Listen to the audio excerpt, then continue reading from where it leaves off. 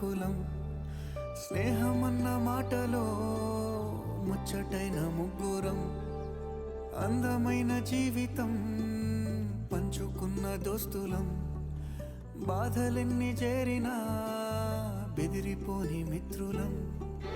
చిన్ననాటి నుండి జ్ఞాపకాలతోని కట్టుకున్న వంతెనేమైంది ఇంతలోనే వాన తాకినట్టు ఈ కాలం కూల్చనా